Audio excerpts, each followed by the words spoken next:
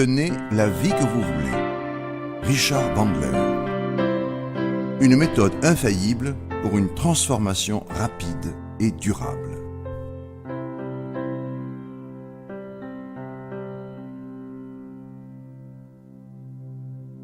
Inventaire.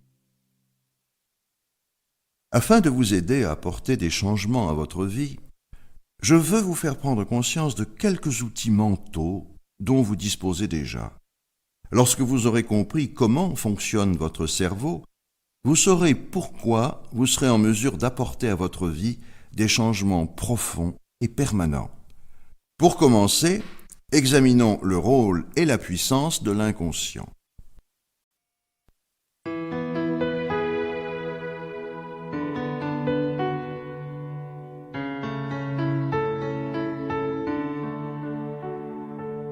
Le pouvoir de l'inconscient, l'autoroute du changement.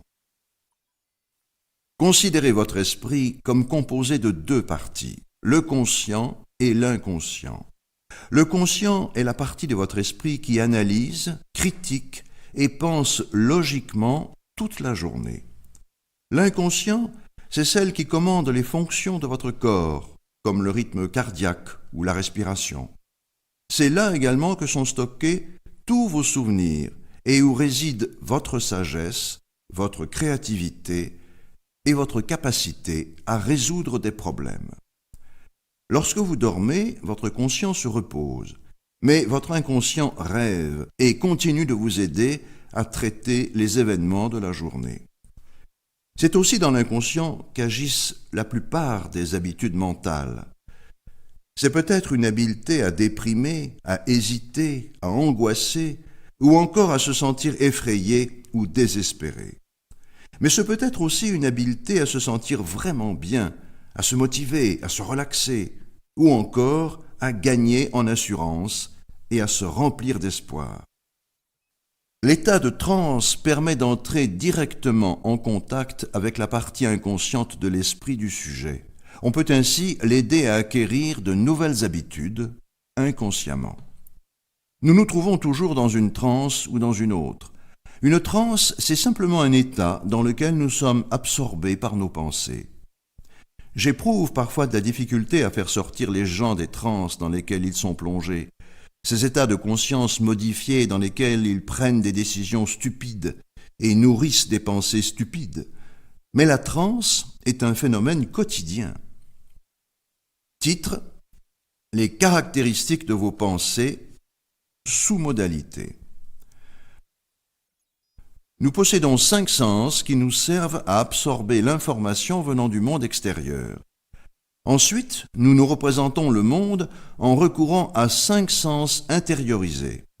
Lorsque nous pensons, nous pouvons le faire en images ou en film.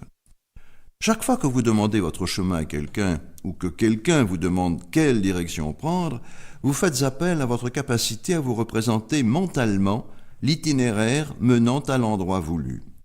Quand nous pensons à quelque chose, l'image de cette chose se trouve en un endroit particulier. Elle est d'un format particulier et elle se trouve à une distance particulière de nous.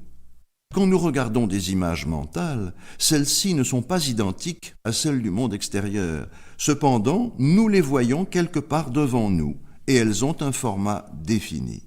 Soit que vous vous voyez dans l'image, ce qui est signe de dissociation, soit que vous ne vous y voyez pas parce que vous regardez avec vos yeux, ce qui est signe d'association.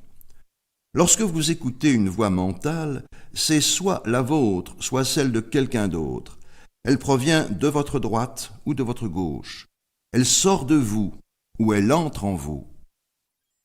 Dans le domaine de la psychologie, on parle depuis longtemps de ces effets ou sensations.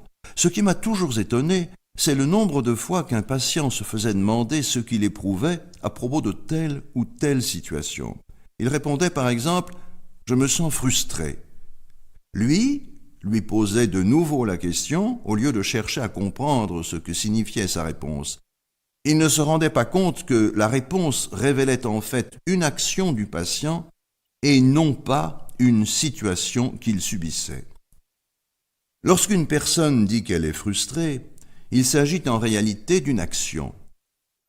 Lorsqu'elle dit « j'ai des doutes » plutôt que « je doute », elle transforme un verbe en nom, l'action de douter en une situation. En réalité, elle ne tient pas dans sa main un petit sac de doute. Il s'agit bel et bien d'une action. C'est lorsqu'on retransforme une situation en action qu'on peut en apprendre le plus sur ce qui est. La question qu'il faut poser au patient, qui dit se sentir frustré, c'est où commence cette sensation dans votre corps et vers où se dirige-t-elle? Les sensations ne sont jamais immobiles, elles se déplacent toujours dans une certaine direction. Je demande parfois dans quelle direction la sensation se déplace, et le patient me répond « elle ne bouge pas ». Ce n'est qu'en lui demandant de faire tourner sa main d'avant en arrière, ou vice-versa, ou bien latéralement, qu'on peut déterminer dans quel sens la sensation se déplace dans le corps. C'est la seule dimension accessible. Il aura l'impression que la sensation se déplace, fût-ce à peine. Du fait qu'elle est en mouvement, vous pouvez l'accélérer ou la ralentir, vers l'avant ou vers l'arrière. Nos sensations n'échappent pas à notre volonté. En fait, c'est précisément de nos sensations que nous devrions nous rendre maîtres, puisque nous pouvons ainsi les transformer.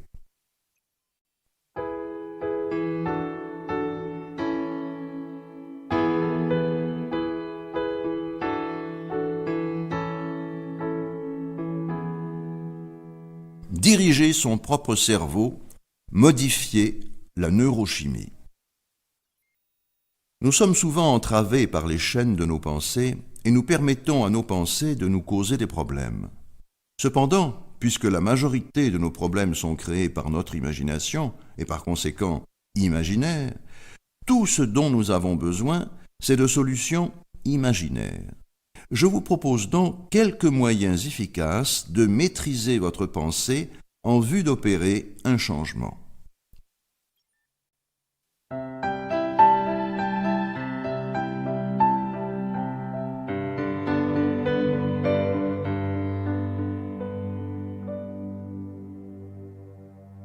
Comment bien se sentir?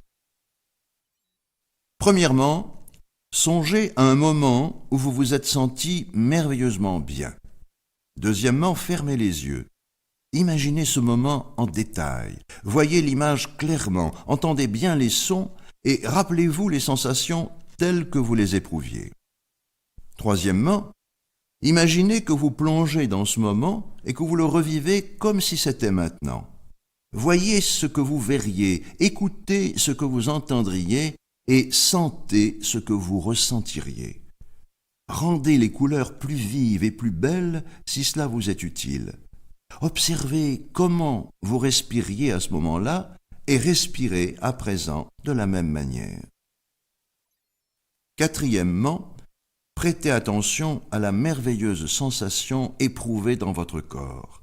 Déterminez l'endroit où elle naît, l'endroit où elle va et le sens de sa rotation. Imaginez que vous commandez à cette sensation, que vous la faites tourbillonner toujours plus vite et plus fort dans votre corps, et que vous l'éprouvez plus intensément. Cinquièmement, pensez à un moment futur où vous auriez besoin d'éprouver une telle sensation. Faites tourbillonner cette sensation dans votre corps entier en pensant à l'avenir et à vos activités des prochaines semaines. Ne vous étonnez pas trop si vous vous rendez compte que vous vous sentez particulièrement bien sans raison apparente. De la même manière, si vous vous trouvez dans un état négatif ou dénué de ressources, vous pouvez en changer rien qu'en modifiant les caractéristiques de la sensation.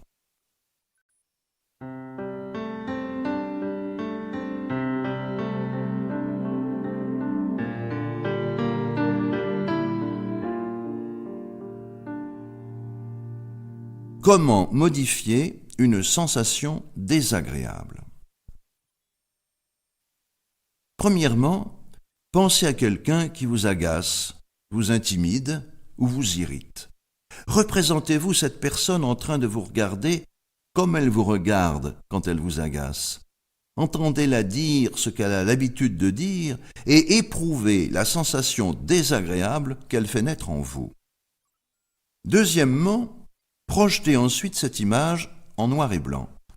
Éloignez-la le plus possible de vous. Réduisez-en les dimensions jusqu'au 8e de ce qu'elles sont au départ. Piquez un nez de clown sur le visage de cette personne. Troisièmement, entendez-la dire ce qu'elle a l'habitude de dire, mais avec la voix de la souris Mickey, de Donald, le canard, ou du chat Sylvestre. Quatrièmement, observez comment cette personne ne suscite plus la même sensation en vous. Pensez à autre chose pendant quelques instants, puis de nouveau à la personne en question. Vous verrez que le changement de sensation subsistera.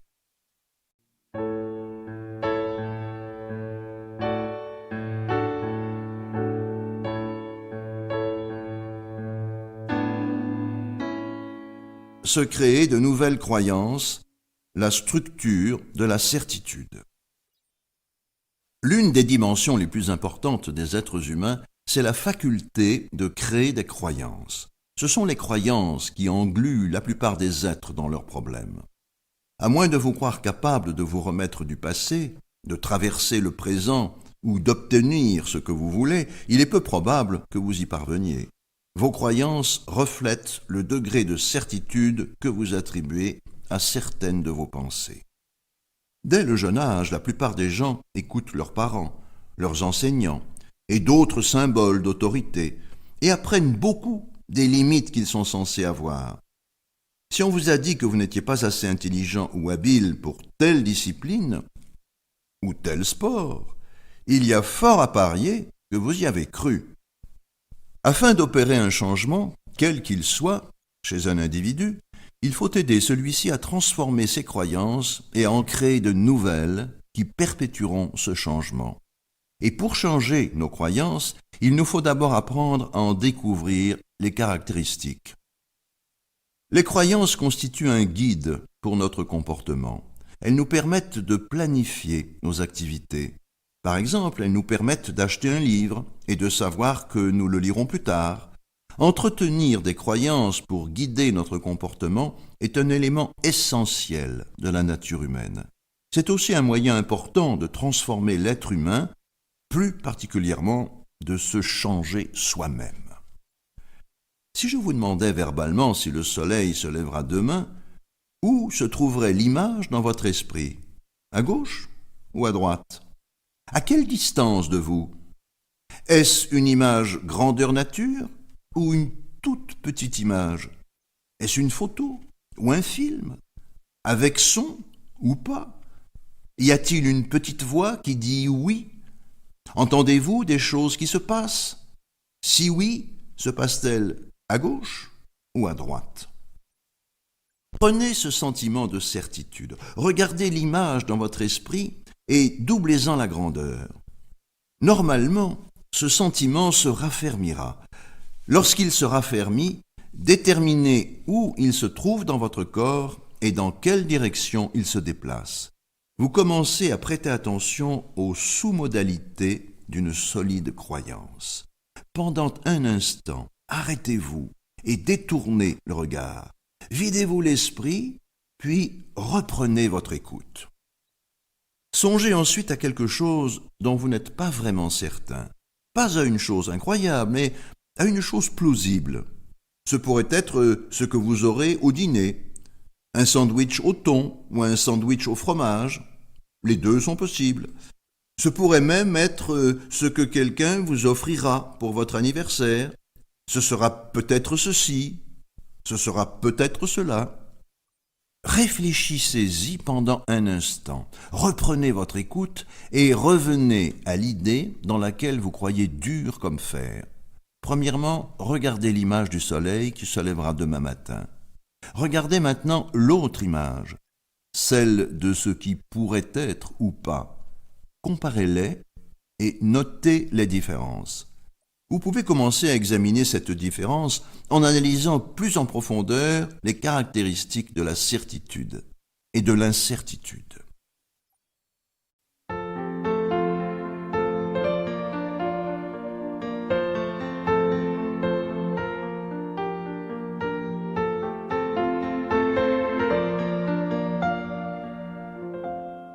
techniques de changement de croyance.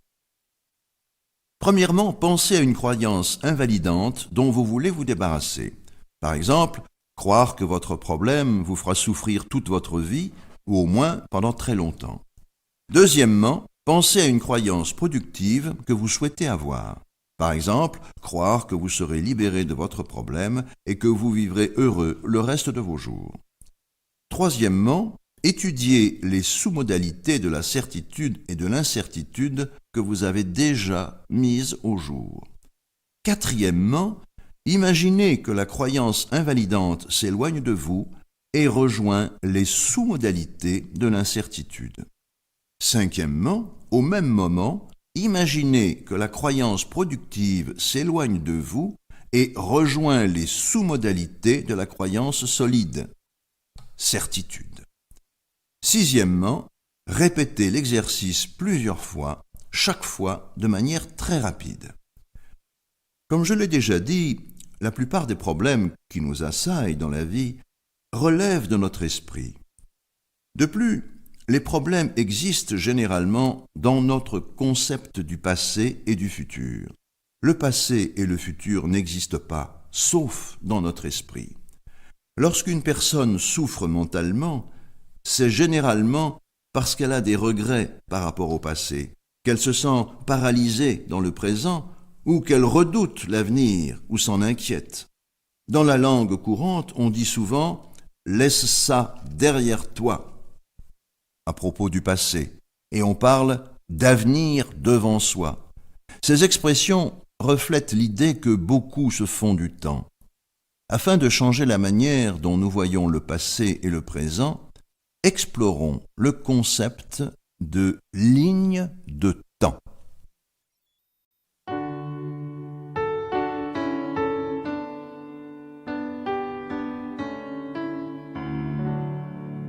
Chapitre 1. Se remettre du passé. De quoi a-t-on besoin de se remettre? De quel type de situation ou d'événement? Voyons cela de plus près. La première chose dont il faut se remettre, c'est des mauvaises suggestions. Depuis notre naissance, on nous dit comment le monde fonctionne et nous apprenons une multitude de choses sur nous-mêmes, sur qui nous sommes et sur ce que nous sommes censés faire et devenir. Nous avons déjà parlé de l'importance d'entretenir des croyances productives. Il est donc essentiel que l'on apprenne à s'affranchir des mauvaises suggestions, afin d'acquérir de bonnes croyances ainsi que de nouvelles perspectives sur le monde et sur l'avenir. Il faut aussi que les gens se débarrassent de leurs peurs. Les types de peurs à surmonter sont innombrables, et les manières de les vaincre varient en fonction de leur nature, comme nous le verrons plus loin. Les gens doivent aussi se libérer des mauvais souvenirs, dont existent de nombreux types. Certaines personnes ont été maltraitées ou traumatisées durant leur enfance. D'autres ont été violées. De bien mauvaises expériences frappent de bien braves gens. Revivre en permanence ces épreuves du passé est néfaste. Si vivre un événement traumatisant une seule fois vous inculque la peur, le revivre sans cesse ne peut que renforcer cette peur. Il en va de même pour les mauvaises relations et le chagrin. Plus l'individu s'enlise longtemps dans un sentiment négatif à propos du passé, moins il a de temps pour rendre sa vie actuelle plus heureuse. Pour se remettre de quelque chose, il faut souvent apprendre à l'esprit à lâcher prise, c'est-à-dire à replacer les problèmes du passé dans le passé, là où ils doivent rester.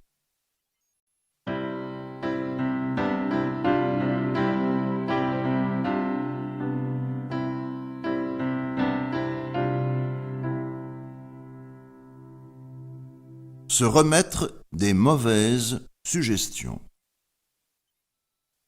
La première chose à reléguer pour de bon dans votre passé, ce sont les mauvaises suggestions que les autres vous ont transmises.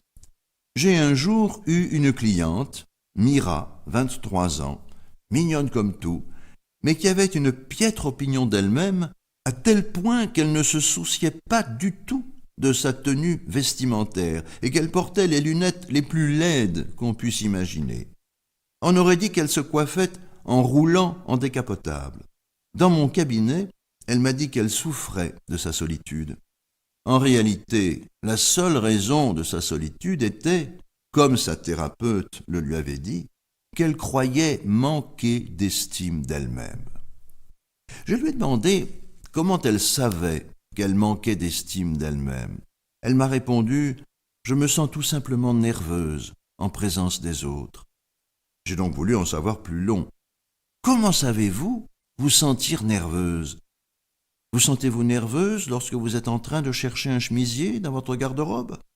Elle m'a répondu que non. Alors je lui ai demandé comment elle savait à quel moment se sentir nerveuse. « Une petite voix me le dit, a-t-elle répondu.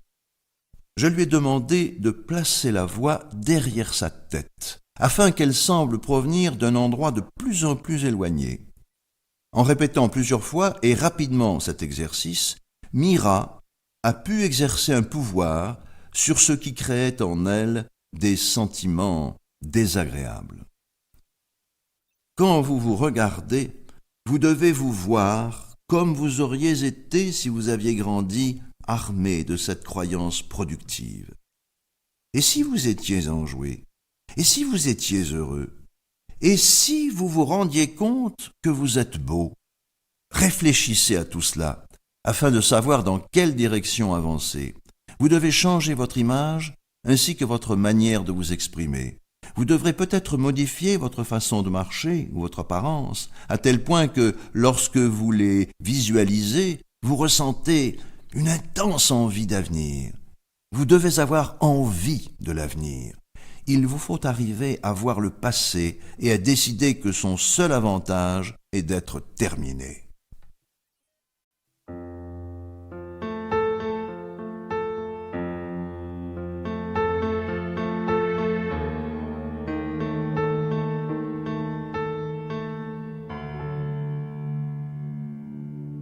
Se remettre des peurs et des phobies. Les peurs constituent certainement l'un des obstacles à surmonter les plus intimidants qui soient. Durant ma carrière, on m'a consulté à propos d'un nombre quasi illimité de peurs, et il semble qu'elles n'opèrent pas toutes de la même manière. Les peurs se divisent en deux grands types, la phobie et l'angoisse. La phobie est une peur instantanée. L'angoisse est une peur plus lente, qui s'installe plus graduellement. On réfléchit et on imagine ce qui peut arriver de pire. Commençons par la peur des hauteurs, l'acrophobie. La plupart des acrophobes descendent de leur lit facilement. En fait, ce qui déclenche leur peur, c'est que chaque fois qu'ils se voient en train de faire quelque chose, ils ont l'impression de le faire. Pendant des années, à l'époque où j'habitais San Francisco, je me servais de l'hôtel Mandarin pour tester les acrophobes. L'hôtel est composé de 2 tours reliées à bonne hauteur par un pont de plexiglas. Non seulement vous êtes obligé de vous savoir dans les hauteurs, mais il vous faut traverser le vide en voyant le sol loin au-dessous de vous. Ce pont me servait d'outil de test lorsque j'étudiais la manière dont les gens se créent. J'ai découvert comment les gens venaient à bout de leur phobie. J'ai interrogé des centaines de sujets qui s'étaient affranchis eux-mêmes de leur peur. Ils avaient quelque chose en commun. Chacun avait atteint le point où il en avait assez d'avoir peur. C'est là un élément important dans le traitement de vos peurs. Vous devez commencer à voir tous les moments où vous avez été effrayé, non pas comme des moments isolés, mais comme une suite ininterrompue de moments. Cet exercice est important car il crée en vous du dégoût. Prenez 5 épisodes différents où vous avez été gêné d'être terrifié par l'objet de votre phobie, disons les hauteurs ou l'avion. Choisissez 5 occurrences où vous vous êtes vraiment senti stupide. Revivez les 5 occasions où la peur vous a paralysé, en commençant par la première et en enchaînant les 4 autres. Je veux que vous atteigniez le stade où vous vous direz « c'est ridicule ». Si vous revivez ces 5 moments du passé, faites l'exercice encore et encore, toujours en le prenant au début et toujours plus rapidement. Et il se passera quelque chose. Le moment viendra où vous vous direz que vous en avez assez, que cette phobie a assez duré. Il existe également des moyens efficaces de faire face aux angoisses de la vie, par exemple celles que suscite la prise de parole en public. Pour surmonter votre peur de parler en public, vous devez vous écouter parler afin de savoir ce que vous êtes en train de dire. Je sais qu'à l'école, on vous enseigne de consulter vos petites fiches, mais lorsque vous êtes en réunion et que vous discutez avec d'autres gens d'affaires, ou que vous faites une présentation à des clients potentiels, ce n'est pas une bonne idée que vous lisiez vos fiches. Mieux vaut être en mesure d'observer les réactions que vous provoquez et de vous assurer qu'elles sont celles que vous recherchez.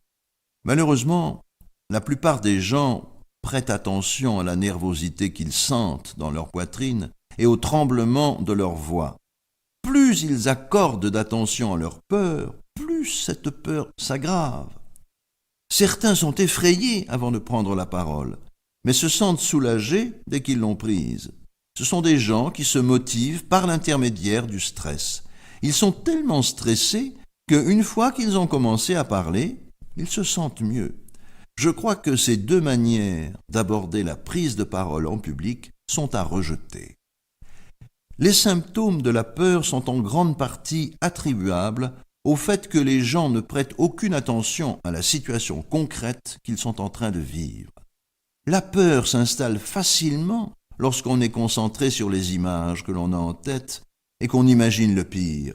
Par contre, si l'on regarde l'auditoire, si l'on voit les gens respirer, et si l'on écoute le son de sa propre voix, on se sent autrement. Les peurs doivent toujours être remplacées au moyen de l'acuité sensorielle. On peut aussi les vaincre en maîtrisant le sentiment lui-même.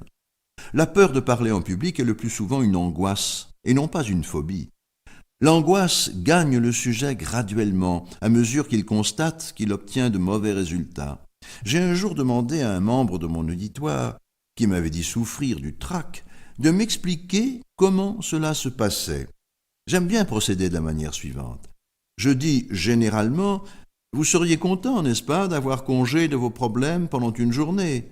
Si vous pouviez embaucher quelqu'un qui viendrait et assumerait vos problèmes pour que vous en soyez débarrassé, ce serait merveilleux, non? Mais pour combler ce poste, il faudrait que vous prépariez une description des tâches vraiment au point.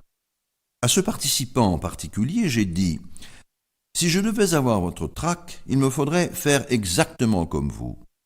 Que me faudrait-il faire mentalement pour créer le type d'angoisse que vous avez ?» J'ai ajouté que si je pense à prendre la parole en public, je vois une salle remplie de personnes aux yeux brillants, avides d'apprendre et de se divertir. Je lui ai demandé si c'était son cas. Il m'a répondu que non. Il m'a dit qu'il voyait plutôt de petits corps à grosse tête et aux yeux qui ne clignent jamais, qu'il s'entendait bafouiller et qu'il prévoyait déjà la catastrophe. L'auditoire lui rappelait Le village des damnés, vieux film dans lequel les enfants sont méchants, précurseur des films et des romans à la Stephen King. Quand cet homme a compris ce qui se passait en lui et qu'il a appris ma technique, il a constaté qu'il se sentait autrement. La peur n'est pas une mauvaise chose en soi, elle vous protège. Vous ne devez pas, par exemple, mettre la main dans un feu.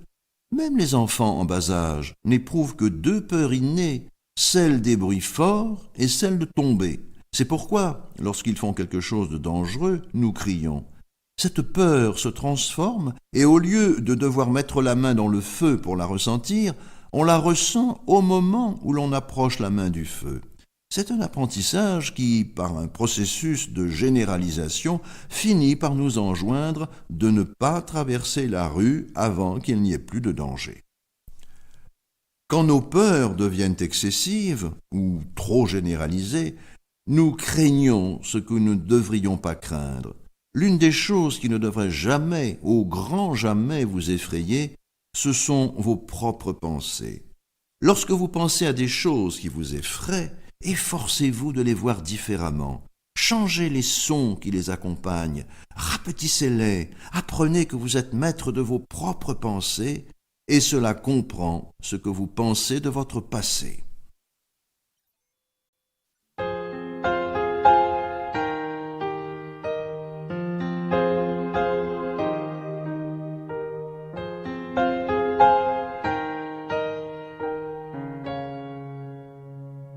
Se remettre des mauvais souvenirs.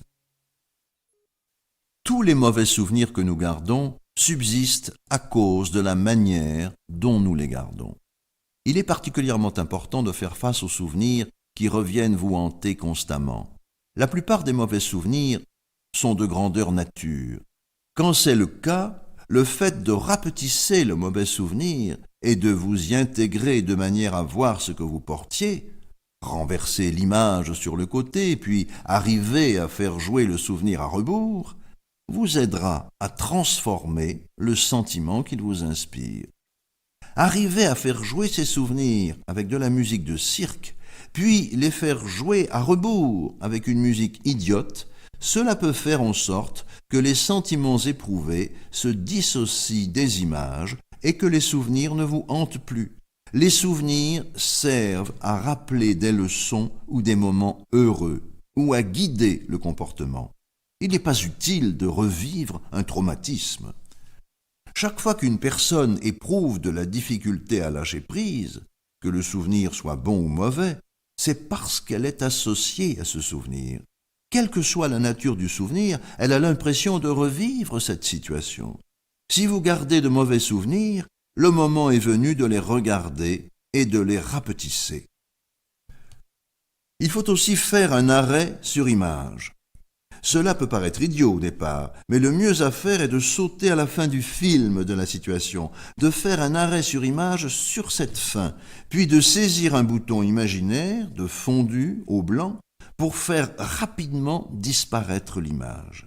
Il faut faire tourner ce bouton très rapidement, afin que la blancheur de l'écran se substitue au souvenir et vous empêche de le voir. C'est un peu comme si vous tourniez soudainement le bouton de réglage de luminosité d'un vieux téléviseur ou le bouton de fondu au blanc d'un appareil photo. Vous le faites 2 ou 3 fois, puis vous redonnez sa netteté à l'image, mais cette fois en lui donnant de petites dimensions, disons une douzaine de centimètres de côté. Regardez cette dernière image, puis faites jouer le film à rebours. Les gens marchent à reculons et les sons sont émis à l'envers. En fait, si vous le pouvez, faites tourner vos sentiments dans le sens contraire. Comme je l'ai déjà dit, les sentiments tournent toujours vers l'avant ou vers l'arrière. Rappelez-vous que parfois ils vous donnent l'impression de former un nœud dans l'estomac. Mais même un nœud ne peut rester immobile, sans quoi vous vous y habitueriez. Alors, si vous faites avec la main une rotation vers l'avant, l'arrière, la gauche ou la droite, vous découvrirez le sens du mouvement à cause duquel vous conservez vos sentiments négatifs. Vous pourrez les immobiliser, puis les faire tourner à l'envers, faire passer le film et jouer les sons à rebours. Appliquez cette technique rapidement comme si vous rembobiniez un film jusqu'à son début, puis projetez-vous hors de l'image afin d'être en mesure de vous voir malheureux. Voyez à quel point vous êtes torturé, mais c'est une toute petite image que vous allez repousser très loin de vous.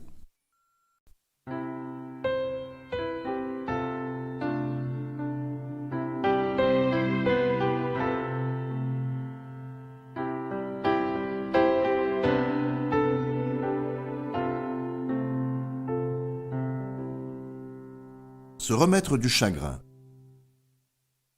Je veux à présent parler du chagrin. Il est tout à fait naturel d'éprouver du chagrin lorsque quelqu'un meurt. Nous en éprouvons tous, et cela est approprié jusqu'à un certain point. Au moment du décès, il est important de vivre son deuil et son chagrin. Il vient un moment où le chagrin cesse d'être sain. Bien sûr, lorsque vous avez été marié pendant de nombreuses années, et que votre conjoint rend l'âme, ce souvenir restera à jamais gravé dans votre cœur.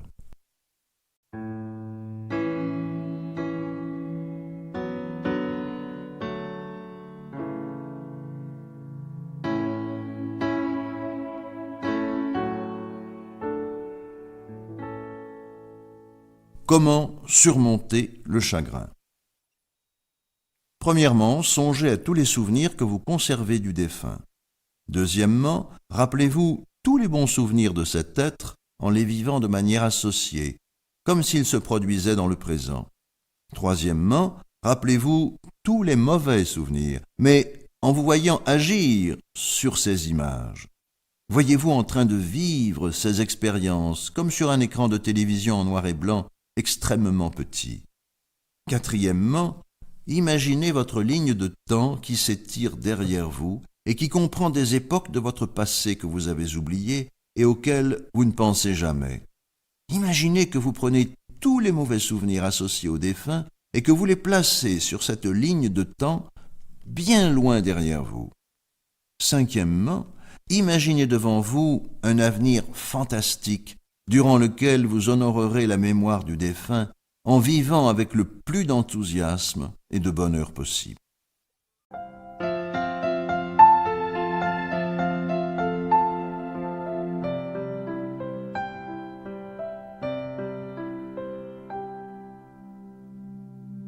Se remettre des mauvaises relations.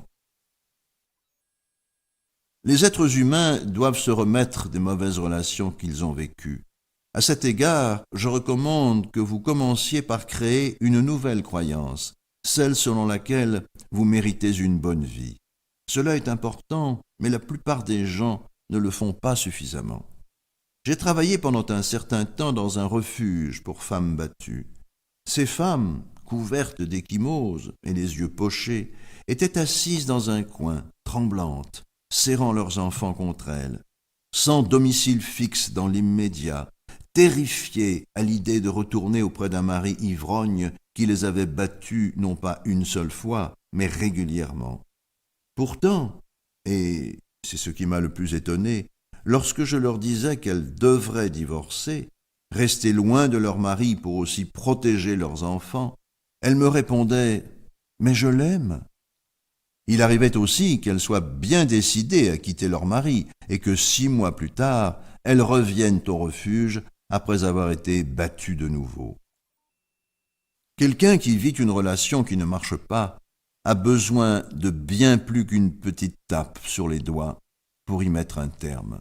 Les gens doivent parfois apprendre à se relever après être tombés en amour. Certaines relations sont basées sur la codépendance. Si une relation ne repose pas sur le fait que les partenaires deviennent plus sains et plus heureux ensemble, qu'ils se créent de bons souvenirs et une bonne vie commune, alors l'un des partenaires ne fait que saigner l'autre. Ça se passe comme ça, ou pire encore, l'un des deux met fin à la relation, tandis que l'autre continue de se languir d'amour pour lui. Ce sont là des cas de personnes qui doivent apprendre à se relever de l'amour. Tomber amoureux est important, certes, mais tout le monde en est capable. Certains d'entre nous excellent dans l'art de résister aux relations inadéquates. J'ai vécu de ces relations qui n'ont même pas duré la journée. Pourtant, quand j'ai trouvé la femme qu'il me fallait, je suis resté marié pendant de nombreuses années. Après son décès, il m'a fallu 4 ans pour trouver une autre femme. Mais je n'aurais pas pu trouver une nouvelle femme dans mon avenir si je n'avais pas d'abord placé mon ancien amour dans le passé. Il est tragique de voir la mort vous arracher la personne avec qui vous espériez passer le reste de votre vie. Vient le moment, cependant, où vous devez conserver les bons souvenirs de cette personne, oublier les mauvais, regarder en avant et chercher à créer de nouveaux bons souvenirs. Parfois, la personne ne meurt pas, mais elle cesse de vous aimer et elle vous quitte.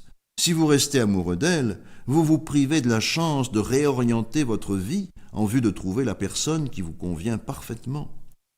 Le secret, lorsque vient le moment de se relever d'un amour, c'est le seuil de répulsion. C'est le même seuil de répulsion qui entre en jeu lorsque quelqu'un en a assez de sa phobie. J'ai parlé à beaucoup de femmes qui se sont ainsi relevées d'un amour sans mon aide, afin d'en apprendre plus sur ce qu'elles avaient fait pour y arriver. Lorsque les femmes se relèvent d'un amour, elles atteignent un seuil. J'ai un ami qui m'a dit un jour « Je ne comprends pas, j'ai été marié pendant 7 ans et quoi que je fasse, ma femme l'acceptait. Aujourd'hui, tout à coup, elle me quitte et ne veut plus jamais entendre parler de moi. » Voilà l'exemple d'une femme qui s'est relevée toute seule d'un amour. J'ai voulu enquêter sur ce phénomène parce que je voulais aider les gens qui ont vraiment besoin de se relever après être tombés amoureux. Le phénomène est simple. Si quelqu'un fait quelque chose de déplaisant, son partenaire peut lui pardonner. Mais si cette personne récidive trop souvent et sur une trop courte période, un sentiment négatif s'intensifiera dans le cœur du partenaire. Et c'est à ce moment-là qu'il dira « c'est la goutte qui fait déborder le vase ».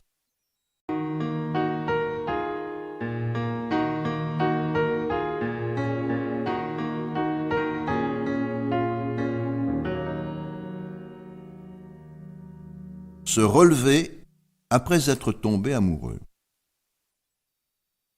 Premièrement, pensez à la personne dont vous voulez cesser d'être amoureux. Deuxièmement, rappelez-vous tous les bons souvenirs vécus avec cette personne en vous voyant vous-même dans ces souvenirs. Faites jouer le film à rebours, en noir et blanc et en format minuscule. Troisièmement, rappelez-vous tous les moments où cette personne vous a maltraité et tous les sentiments négatifs que cela vous inspirait. Imaginez que vous figurez sur les images, que vous y êtes complètement associé. Quatrièmement, après avoir rassemblé tous les mauvais traitements reçus de cette personne, aboutez-les et faites-les défiler sur un grand écran de cinéma. Faites jouer le film en boucle jusqu'à ne plus pouvoir le regarder. Cinquièmement, songez à quelque chose qui vous dégoûte, puis transférez les sous-modalités de cette image à l'image de la personne en question. Sixièmement, imaginez pour vous un merveilleux avenir dans lequel cette personne ne figure pas. Imaginez-vous heureux et libre et intégrez-vous dans cette image.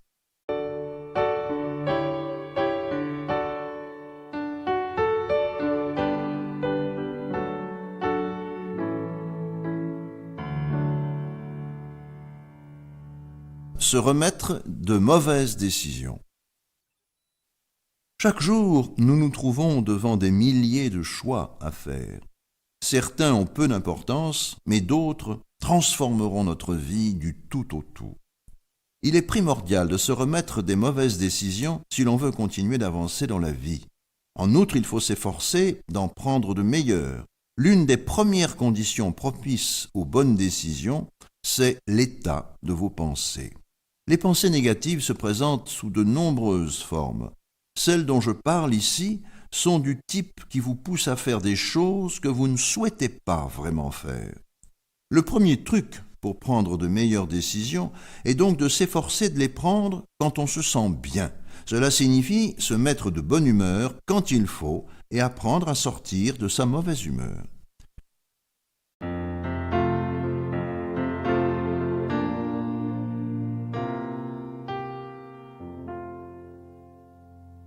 Comment chasser les pensées négatives? Premièrement, examinez quelle sorte de pensées négatives vous passent par l'esprit et ce que vous vous dites lorsque vous ne vous sentez pas bien. Deuxièmement, tandis que votre voix intérieure vous malmène, répétez de nombreuses fois le mantra « ferme ta gueule ». Troisièmement, chaque fois que vous vous parlez négativement, répétez le mantra. Quatrièmement, commencez à vous dire des choses plus positives. Adressez-vous des compliments sur un ton gentil et convaincu. Quatrièmement, commencez à vous dire des choses plus positives. Adressez-vous des compliments sur un ton gentil et convaincu. Dès que vous vous sentirez autrement, vous serez mieux placé pour penser plus judicieusement. Lorsque vous vous sentez bien, vous avez tendance à prendre de meilleures décisions. La prochaine étape menant à la prise de bonnes décisions est d'apprendre à distinguer les bonnes décisions des mauvaises. Prenons l'exemple d'une personne qui s'est donné la peine d'entreprendre une cure de désintoxication dans un centre de réadaptation et qui ne consomme plus d'alcool ou de drogue depuis 3 ou 4 semaines. Elle quitte le centre et se dit « Je vais en prendre rien qu'un petit verre ». Elle sait très bien qu'elle ne le devrait pas, mais elle le fait quand même. Elle se ment à elle-même en se disant qu'elle ne retombera pas dans sa dépendance. La prise de mauvaises décisions constitue un grave handicap pour la plupart des gens qui viennent me consulter. Je pense que nous prenons tous de bonnes et de mauvaises décisions. Le secret, c'est de savoir distinguer les unes des autres. Je demande à mon client de réfléchir à la pire décision qu'il ait jamais prise, puis à la meilleure de toutes. Dans quel sens tourne le sentiment quand la décision est bonne? Dans quelle voie? La voie semble-t-elle venir de l'intérieur ou de l'extérieur? Se trouve-t-elle près de vous ou à distance? Tout cela caractérise la manière dont nous pensons à ceci et à cela. Nos mauvaises décisions présentent des différences marquées par rapport à nos bonnes décisions. Bien entendu, il y a une zone de gris entre les deux, mais la plupart du temps, c'est parce que nous n'avons pas réfléchi suffisamment qu'une décision n'est tombée ni dans la catégorie des bonnes, ni dans celle des mauvaises. Nombreux sont ceux qui prennent de mauvaises décisions et passent ensuite à l'action. Nous possédons la capacité mentale de faire pencher la balance en faveur des bonnes décisions. Si vous voyez l'enjeu d'une manière simple, j'éprouve un peu d'angoisse. Si je mange une part de gâteau au chocolat, je me sentirai mieux. La technique risque de ne pas marcher. Mais si vous remplacez la part de gâteau par des centaines de parts, que vous vous sentez gonflé comme un ballon et grotesquement obèse, que vous voyez les gens se moquer de vous partout où vous allez, la technique sera efficace.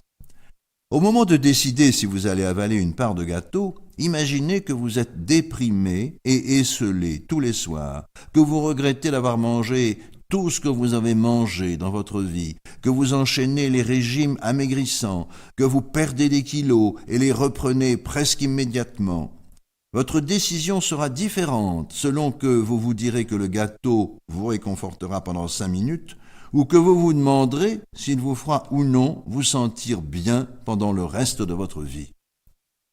Il ne faut pas prendre de décisions hors de leur contexte. Il est facile de prendre une mauvaise décision lorsqu'on se demande si on devrait avaler 3 bières de plus ou boire les 6 canettes qu'on a dans le frigo. Il faut donner un contexte à la décision et se demander plutôt si on se sentira bien à la fin de la soirée ou si on ne risque pas de provoquer des bagarres ou d'avoir un accident de voiture. Une fois ivre, il est trop tard pour que l'on prenne des décisions. C'est au moment de quitter la maison que l'on doit décider si on va ou non rentrer sobre. Si vous décidez en partant que vous n'allez boire qu'une seule bière et que, une fois au bar, vous décidez d'en prendre une autre, vous brisez l'engagement pris à votre départ. Pourtant, tout le monde, sans exception, a déjà pris des engagements qu'il a respectés toute sa vie. Prendre de bonnes décisions implique que vous ayez besoin de décider si vous allez surmonter toutes les difficultés que vous avez éprouvées.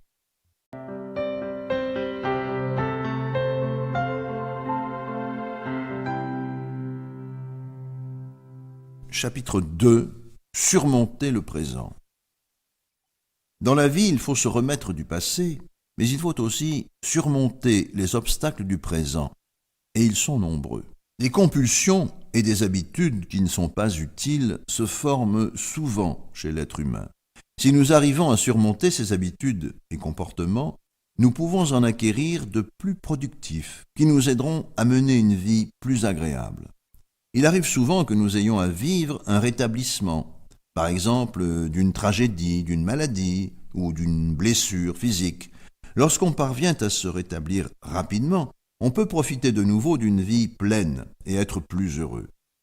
La résignation est quelque chose que nous éprouvons tous à un moment ou à un autre de notre vie. Nous traversons des périodes où nous nous sentons pris dans un engrenage et où nous avons envie de baisser les bras, même si nous savons qu'il nous faut continuer.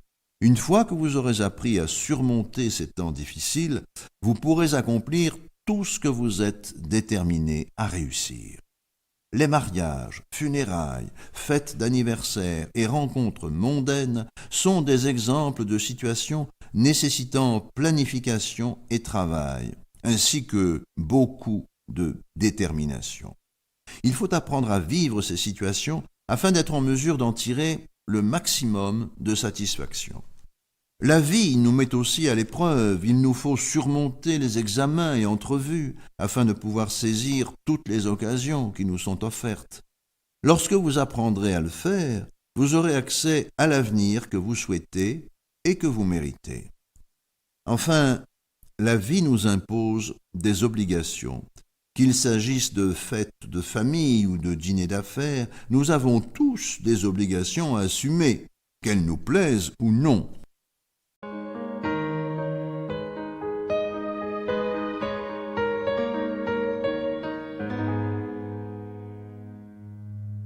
Surmonter les habitudes et les compulsions.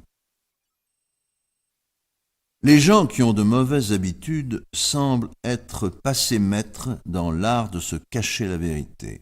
Leur esprit arrive à trouver un moyen d'éviter de prendre la décision qu'ils savent être nécessaire. La personne qui tente de mettre un terme à une mauvaise habitude et qui n'y parvient pas se crée une série de déceptions. Elle commence à croire qu'elle n'y parviendra jamais. La première étape à franchir pour vaincre une mauvaise habitude consiste à changer de croyance. Au début du présent livre, nous avons parlé des différences entre les bonnes croyances et les mauvaises, entre les croyances productives et les croyances invalidantes, et entre les croyances fortes et les croyances faibles. Dans le cas du tabagisme, par exemple, la première étape consiste à vous amener à croire que vous êtes capable de cesser de fumer. Cette croyance doit être réaliste. La plupart des fumeurs qui ont renoncé au tabac éprouvent encore, occasionnellement, l'envie de fumer. Quand cette envie revient, ils deviennent agités et anxieux, et ils fument une cigarette. Au lieu de cela, faites-vous un plan. Obligez-vous à croire que vous êtes capable de surmonter les sentiments désagréables que vous éprouvez. Dites-vous tout simplement que vous avez d'autres envies auxquelles vous ne succombez pas. Parfois vous avez envie de frapper quelqu'un, mais vous vous retenez. Parfois vous avez envie de crier au commis de votre banque, de s'occuper de vous plus rapidement, mais vous résistez à cette envie. Nous avons tous de multiples envies, mais nous sommes assez raisonnables pour ne pas y céder. On ne cesse pas de fumer tout d'un coup, mais une cigarette à la fois. Des envies nous tenaillent tous, mais nous résistons. Combien de fois n'ai-je pas eu envie de battre quelqu'un sans toutefois passer à l'acte? J'ai vu des femmes magnifiques, à demi nues sur la plage, mais je ne les ai pas agressées. Je peux maîtriser mes envies. Les êtres humains sont ainsi faits. Il peut parfois sembler que l'habitude ne soit pas simplement quelque chose à quoi l'on cède sans y penser. On peut avoir l'impression d'être obligé de faire quelque chose parce que l'envie de la faire est irrésistible. C'est à ce moment qu'on peut affirmer que l'habitude est une compulsion. La compulsion est une tendance intérieure impérative. Les êtres humains font beaucoup de choses compulsivement. Ils se gavent compulsivement, ils fument compulsivement et ils manifestent compulsivement d'autres comportements, que ce soit se gratter le nez ou s'arracher les sourcils. Les types de comportements compulsifs sont nombreux. J'ai tout vu. Des personnes qui se grattent compulsivement jusqu'à celles qui nettoient tout à répétition, à tel point qu'il serait impensable qu'elles puissent vivre dans la même maison que quelqu'un d'autre.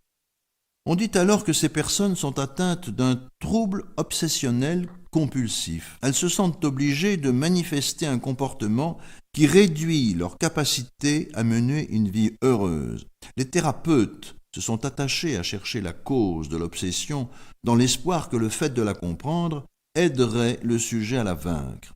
Cependant, comme pour toute chose, la compréhension en soi ne provoque pas le changement. Il cherchait au mauvais endroit. Une compulsion n'opère pas dans le passé, mais bien dans le présent. Pour y mettre un terme, il faut aider le sujet à faire autre chose dans le présent. Malheureusement, nous acquérons aussi des habitudes qui échappent à notre volonté et qui n'ont aucune utilité. Si vous vous lavez les mains une fois, elles sont propres. Nul besoin de les laver 100 fois. Afin de surmonter les mauvaises habitudes, l'être humain a besoin de ce que j'estime être l'un des outils les plus précieux qui soit, la détermination. Impossible d'en avoir trop.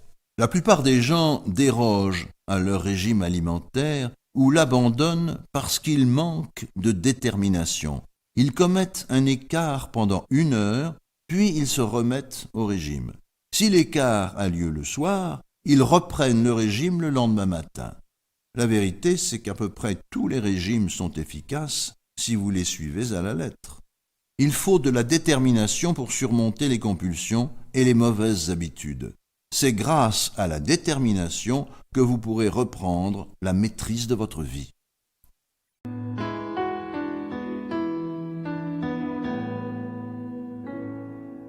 Surmonter la résignation. Il y a dans la vie des moments où nous avons tous envie de nous abandonner au destin et de baisser les bras. Peut-être parce que nous sommes fatigués de voir quelque chose faire long feu, parce que nous nous sentons incapables de franchir l'obstacle, parce que l'ennui nous a gagnés, parce que nous sommes distraits ou parce que nous avons le cœur brisé. Quelle que soit la raison, il y a des moments où nous n'avons plus la volonté ou l'énergie de continuer ou de mener quelque chose à terme. Surmonter la résignation, c'est apprendre à traverser les périodes difficiles et en sortir meilleur. C'est la détermination qui nous permet de franchir les obstacles dressés sur notre chemin. C'est grâce à elle que vous pouvez passer au travers de funérailles pénibles, durant lesquelles tout le monde vous prend en pitié, pour affronter votre propre chagrin et continuer de vivre. C'est la détermination qui assure la réussite d'un régime amaigrissant. La plupart d'entre nous pêchent par excès d'optimisme lorsqu'ils planifient leur cheminement.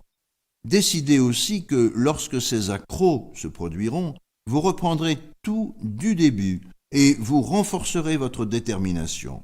Le truc consiste à regarder vers l'avenir et à se dire « je vais faire 100 écarts à mon régime et chaque fois je serai encore plus déterminé à le reprendre et à le réussir ».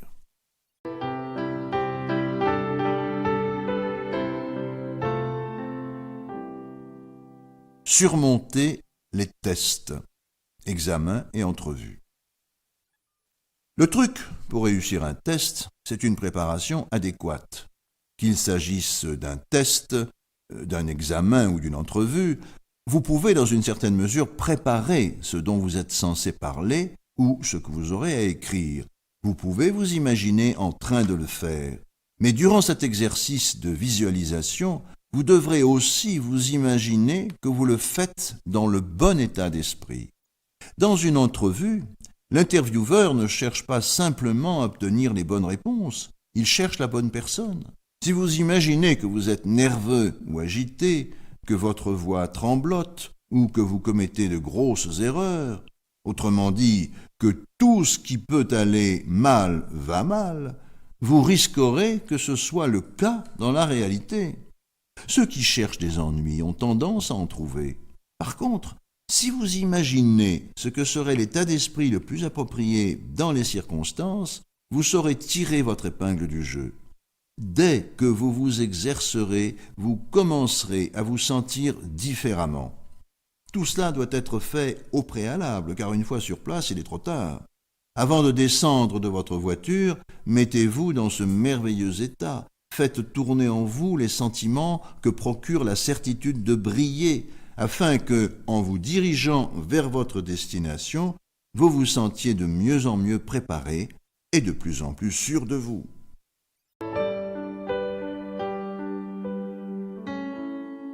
Surmonter les obligations. En tant qu'êtres humains, nous devons souvent endurer des choses qui, en elles-mêmes, ne sont pas nécessairement bonnes ni mauvaises, mais que certains ressentent comme désagréables. Pour certains, un souper de Noël chez un parent peut sembler la pire épreuve qui soit. Certaines personnes aggravent leur situation inutilement. Le truc consiste à bien se préparer.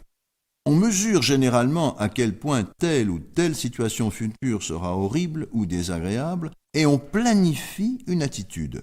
Quelle que soit la situation, on peut l'aggraver ou l'améliorer selon la manière dont on se la représente d'avance en esprit. La situation n'est intrinsèquement ni bonne ni mauvaise, c'est notre réaction à la situation qui l'est.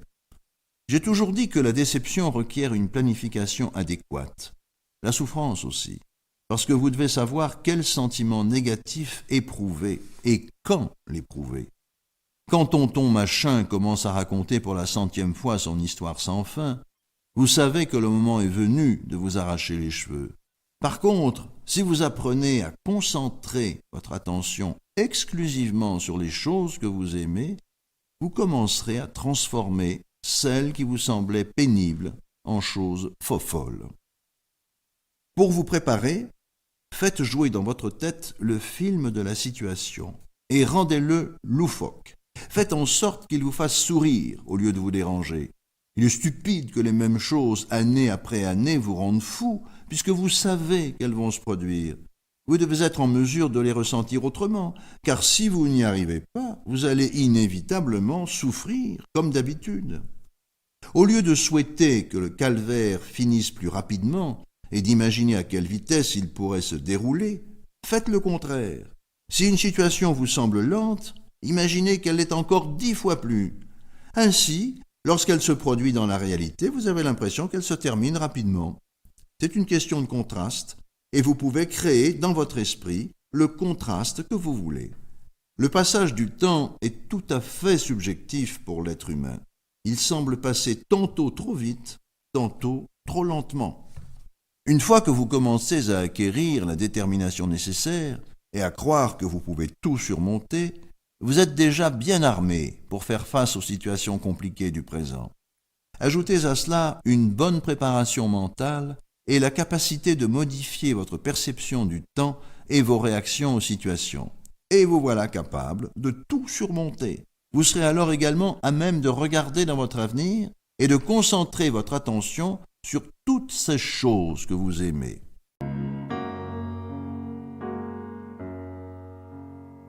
Chapitre 3. Arriver au but. La troisième partie du présent ouvrage porte sur la capacité d'arriver à quelque chose. Cela signifie arriver à préparer vos déclarations de revenus, à vous amuser un peu, à avoir des relations sexuelles, à rencontrer des gens, à gagner plus d'argent ou à faire du jogging. À mon avis, la plupart des gens passent trop de temps à s'inquiéter de leurs problèmes et pas assez à s'amuser. Je demande toujours à mes clients, quand vous aurez réglé vos problèmes, qu'allez-vous faire de tout votre temps libre ? Faire en sorte de s'amuser davantage est un élément important du bonheur personnel. Un autre élément de ce bonheur, ce sont les bonnes relations. Trop d'individus passent leur vie à s'échiner et négligent les choses qui comptent vraiment dans la vie. Arriver à aimer, c'est profiter le plus possible des moments passés avec sa famille et réserver beaucoup de temps pour l'être cher. Nous sommes tous obligés d'assumer certaines obligations. Qu'il s'agisse de préparer ses déclarations de revenus ou d'étudier en vue d'examen, il y a dans la vie des devoirs auxquels on ne peut échapper. Il est donc important de trouver la motivation nécessaire.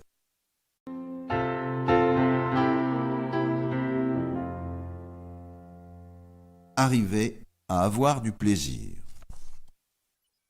Je trouve que les êtres humains ont beaucoup de difficultés à avoir du plaisir. Et beaucoup s'adonnent à des activités des plus étranges pour s'amuser. Certains sautent en plein vol d'un avion, qui ne menace même pas de tomber, rien que pour avoir du plaisir.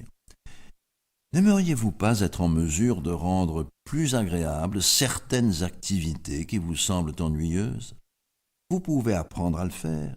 Nous sommes tous capables de prêter attention à ce que nous faisons et d'améliorer notre façon de le faire. Si vous comparez une activité que vous aimez et une que vous détestez, vous verrez que les sous-modalités sont différentes, ainsi que par définition, les sentiments qu'elles procurent. Il y a bien des activités qui sont intrinsèquement agréables et auxquelles, pour une raison ou une autre, les êtres humains ont de la difficulté à se livrer. Parmi ces activités, on compte les rapports sexuels. Je me demande toujours pourquoi les partenaires ne se regardent pas plus souvent dans les yeux et ne se disent pas « allons dans l'autre pièce pour faire l'amour ». Ils se couchent le soir, pensent au sexe, mais ni l'un ni l'autre n'en parlent. Au lit, les couples consacrent beaucoup trop de temps aux longues et sérieuses discussions et beaucoup trop peu au plaisir charnel. S'ils entraient en eux-mêmes et faisaient tourner mentalement l'état de désir de plus en plus rapidement, et s'ils souriaient à leur partenaire en tentant de le séduire, leur vie sexuelle serait beaucoup plus améliorée. Ils obtiendraient parfois un oui, parfois un non, mais plus souvent ils poseraient la question, plus ils auraient d'occasion d'obtenir une réponse. Gardez cela à l'esprit et vous ne le regretterez pas.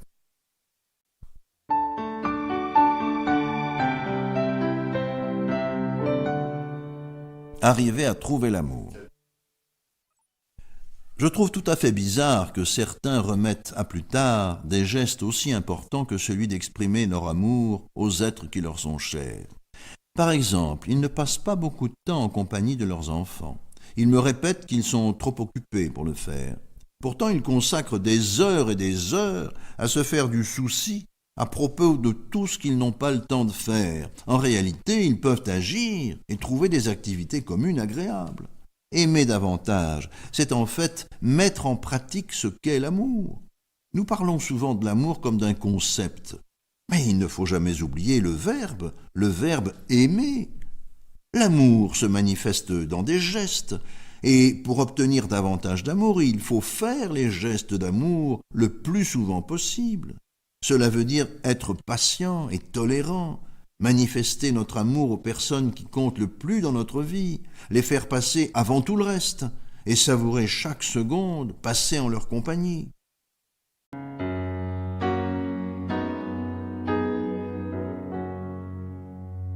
Arriver à être mieux organisé. Même si nous voulons tous être mieux organisés, la plupart d'entre nous ne sont pas assez systématiques pour y parvenir. Devant le chaos qui règne dans leur vie, ils se disent qu'ils devraient corriger la situation, puis ils éprouvent des sentiments négatifs et n'agissent pas. C'est là le nœud du problème. Regardez votre garde-robe où s'empilent vêtements, chaussures et n'importe quoi. Comprenez que pour y remettre de l'ordre, vous devez d'abord augmenter le désordre. Il vous faut tout sortir de la garde-robe. Ensuite, trier les articles selon que vous les conserverez ou que vous vous en débarrasserez. Puis, décider de la manière dont vous les rangerez dans votre garde-robe. Vous devez franchir ces étapes, qu'il s'agisse de paperasse, de vêtements, de souliers ou d'armoires de cuisine. Vous devez examiner la situation, dresser un plan, puis vous lancer et accepter de créer du chaos en sortant tout. Ce travail exige que vous lui réserviez un certain temps. Vous devez vous organiser de manière à venir à bout de la portion de tâches que vous entreprenez.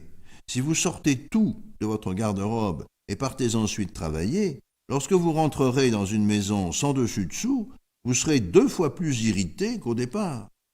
Vous devez procéder à ce rangement une étape à la fois et vous assurer que cet effort s'intègre harmonieusement dans le reste de votre vie.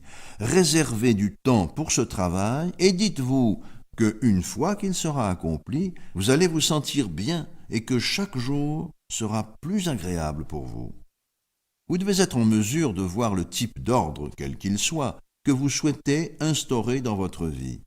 Puis, revenu à la réalité, dites-vous ceci. Pour vivre dans cet univers, je dois d'abord créer tel ou tel degré de chaos, et cela va me prendre tel nombre d'heures. Ainsi, vous vous verrez en train de traverser le chaos. Si vous ne considérez pas que vous avez l'air de prendre plaisir à tout sortir de la garde-robe parce que vous préféreriez jouer au tennis ou aller à la plage, bien entendu, vous allez souffrir. Cependant, si vous voyez le travail à accomplir sous forme de plusieurs tâches distinctes, de plusieurs étapes à franchir, dont chacune vous fait vous sentir mieux, vous verrez les choses sous un autre jour. Rappelez-vous que vous devez tout sortir, puis tout trier, puis dresser un plan pour savoir où et comment remettre les choses en ordre. Il ne faut pas vider le garage sans savoir quoi faire de ce qui s'y trouve. Si vous ne planifiez pas mentalement ce que vous allez faire, vous n'êtes pas une personne mentalement organisée. Si vous n'êtes pas mentalement organisé, il vous sera plus difficile d'être organisé dans les faits. Si vous croyez que quelque chose sera difficile, ce le sera. Si vous croyez que cette chose fait naturellement partie de la vie, cela sera facile. Je vous recommande de rendre les choses faciles plutôt que d'imaginer qu'elles seront difficiles. Car si vous prévoyez qu'elles seront difficiles, elles le seront. Si vous prévoyez qu'elles seront faciles et croyez qu'elles le seront vraiment.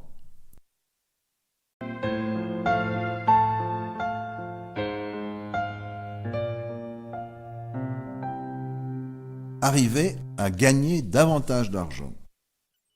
Tout le monde me dit vouloir gagner plus d'argent. Vous devez trouver un moyen d'investir vos propres ressources. Certains jouent à la bourse, mais mieux vaut bien connaître le marché des valeurs mobilières et s'exercer sur papier avant d'investir de l'argent dans des titres. D'autres achètent une vieille maison pour la rénover. Je l'ai fait pendant un certain temps. La grosse erreur souvent commise, même par les milliardaires, c'est que, après avoir fait fortune dans un domaine d'activité, ils se laissent convaincre de se lancer dans un autre domaine, dans lequel ils n'ont aucune expérience. Au lieu de continuer dans la même voie que toujours, celle qui correspond à leurs compétences et dans laquelle ils ont toujours pris de bonnes décisions, ils font confiance à quelqu'un d'autre. Le hic, c'est qu'ils ne disposent alors d'aucune base sur laquelle décider s'ils font un bon choix ou non. Ils risquent ainsi de perdre beaucoup d'argent.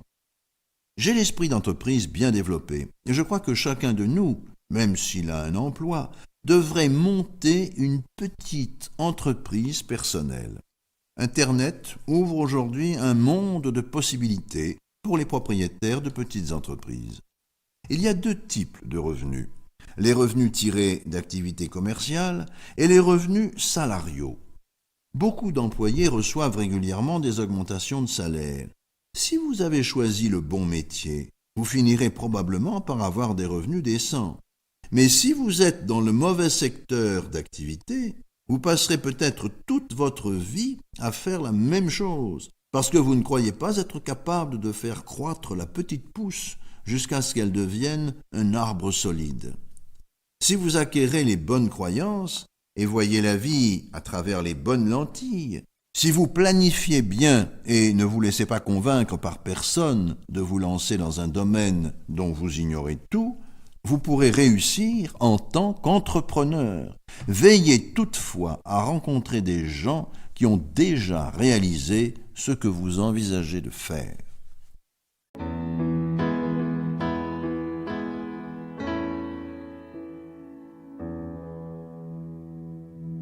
Arriver à prendre les grandes décisions. La prise des grandes décisions, par exemple celle de ce qu'on va faire du reste de sa vie, est difficile pour certains. Ils viennent me voir pour me dire qu'ils doivent décider de ce qu'ils feront de leur vie. Je commence toujours par leur demander ce qu'ils désirent faire le lendemain. Ils me regardent l'air médusé, me répondant quelque chose du genre « je dois travailler demain ». Je précise alors que je ne leur ai pas demandé ce qu'ils doivent faire le lendemain, mais bien ce qu'ils désirent faire. Même si vous ne disposez que d'une heure entre votre travail principal et un autre emploi, qu'allez-vous faire de ce temps libre? Si vous ne savez pas comment être heureux pendant une heure, comment allez-vous y parvenir pendant le reste de vos jours? Si vous croyez que l'obtention de quelque chose vous rendra heureux, vous vous trompez. Si vous choisissez une carrière que vous exercerez toute votre vie, mieux vaut que c'en soit une qui vous plaise vraiment, pas seulement une qui vous permette pendant 2 semaines chaque année de faire ce que vous aimez vraiment.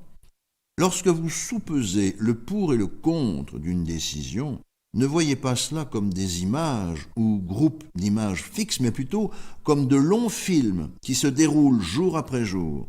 S'il s'agit d'un emploi, vous devrez vous lever le matin et travailler toute la journée. Si ce n'est pas un travail qui vous plaît, vous risquez gros. Un emploi doit comporter pour vous beaucoup d'avantages, pas seulement un. Je trouve que les gens se sous-estiment. S'ils n'obtiennent rien, c'est parce qu'ils ne disposent pas d'au moins 5 possibilités vraiment valables parmi lesquelles choisir, et que leurs choix ne se fondent pas sur une expérience suffisante. Il faut discuter avec des personnes qui font ce qui nous intéresse et voir comment cela se passe dans leur quotidien. Tout le monde peut voyager, mais il faut savoir quoi faire une fois arrivé à destination. Lorsque vous avez à prendre de grandes décisions qui influeront sur votre vie pendant de nombreuses années, examinez-les une à la fois. Imaginez-vous dans les situations envisagées, imaginez ce qui arrivera. Lorsque vous vivrez réellement ces situations, certaines seront meilleures que vous l'aurez imaginé, et c'est tant mieux. Peut-être que d'autres seront pires. Il vous faudra les éviter. Vous commencerez à constater qu'une fois motivé, vous êtes attiré par les choses que vous désirez faire ou que vous avez besoin de faire. Plus vous manifestez d'enthousiasme et d'espoir par rapport à l'avenir, plus vous aurez de choses à en attendre. Et plus vous attendrez de l'avenir, plus il vous sera facile d'organiser vos perceptions, vos sentiments et même votre vie. L'avenir abonde en occasions à saisir. En saisissant le plus possible d'occasions enrichissantes, vous vous rendrez compte que beaucoup de bons moments vous attendent, bien plus que vous ne l'auriez imaginé.